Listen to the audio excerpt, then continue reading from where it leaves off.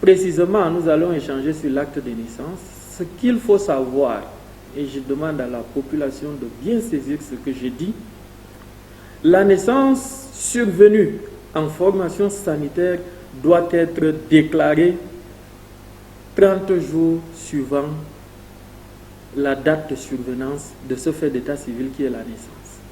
Si la formation sanitaire ne déclare pas cette naissance au bout de ces 30 jours, les parents de cet enfant disposent d'un délai supplémentaire de 90 jours pour déclarer cette naissance.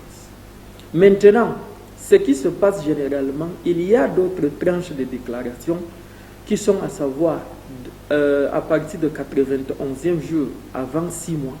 Ça, il faille aller voir le procureur de la République pour déclarer une naissance. Et le procureur va vous faire une autorisation qui instruit l'officier et le secrétaire d'état civil d'établir l'acte à cet enfant.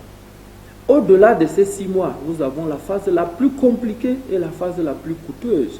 C'est la phase du jugement supplétif qui nécessite tant de moyens, tant sur le plan humain que sur le plan financier. Donc si je peux me résumer, je dois vous dire qu'un acte de naissance doit être déclaré dans les délais. Et ces délais sont de 90 jours.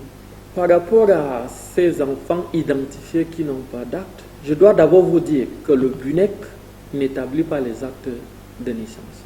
Qu'est-ce que nous faisons? Nous faisons dans le plaidoyer au niveau des différents partenaires. Et ces partenaires acceptent souvent de nous accompagner pour faciliter l'établissement des actes à ces enfants qui n'en ont pas. Bon, vous me donnez l'occasion de citer ces partenaires. Soyez-en sûrs, je vais citer, mais de peur d'oublier certains. Mais sinon, il y a, par exemple, le Conseil norvégien des réfugiés, qui le fait, par exemple, dans la zone du Mayo Sava, du Mayo Tchanaga, du Logo Nechari. Il y a également Caritas Marois qui le fait également dans ces 3 départements. Et il y a beaucoup d'autres partenaires de la société civile également. L'informatisation de l'état civil au niveau de l'extrême nord a débuté depuis le 30 juin 2023 dans 8 communes, à savoir la commune de Touloum, la commune de Kaélé, la commune de Gazawa, la commune de Mokolo, la commune de Sokombéré, la commune de Maroua 1er, la commune de Maroua 2e et enfin au niveau de la communauté urbaine de Maroua. Laissez-moi vous dire que cette informatisation est partie du fait que le schéma directeur de l'informatisation, qui est la boussole de la mise en place de ce système, a été validé par le gouvernement camerounais depuis le 12 septembre 2018.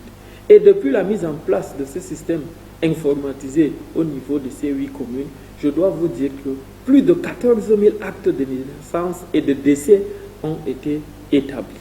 La question revient chaque jour, mais je dois clairement vous dire que l'établissement d'un acte d'état civil reste et demeure gratuit.